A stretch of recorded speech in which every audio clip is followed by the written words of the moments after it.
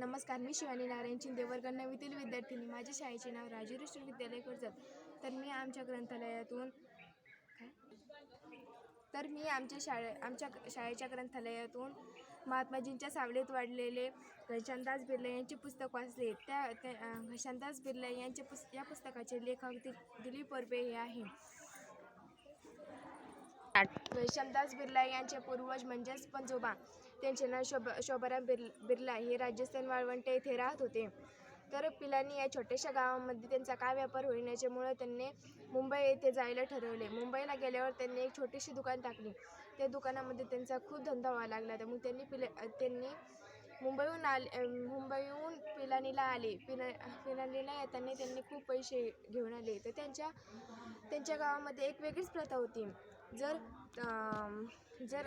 जे पैसेवान आहे, धनवान आहे, त्यांना ते शेठ म्हणायचेच नाही.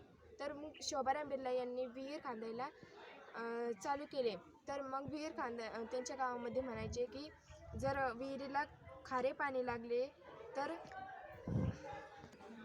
तर शेठने अप्रामाणिकपणे पैसा कमवला, आणि जर गोडे पाणी लागले तर शेठने प्रामाणिकपणे पैसा कमवला, अशी एक प्रथा होती. तर बलदेव दास यांना एक पुत्र झाला, त्याचे नावच म्हणजे घनश्यामदास बिर्ला. घनश्यामदास याचे खूप अनेक अर्थ होतात. सर्वांची तृष्णा भागवणारा, जल भरलेला काळा ढग, अशा अनेक अर्थ होतात. तर मग घनश्यामदास बिर्ला हे मोठे होत चालले होते. मग ते 12 वर्ष झाले. मग त्यांचं लग्न झालं. तर त्यांना पिलानी या छोट्याशा गावामध्ये त्यांचं मन रमेनाच. त्यांनी कलकत्त्याला जायचे ठरवले. त्यांच्या भावाने म्हणजेच रामेश्वर दास यांनी त्यांना थांबवण्याचा खूप प्रयत्न केला, पण त्यांनी ऐकले नाही. तर मग त्यांनी शेवटी कलकत्त्यालाच गेले.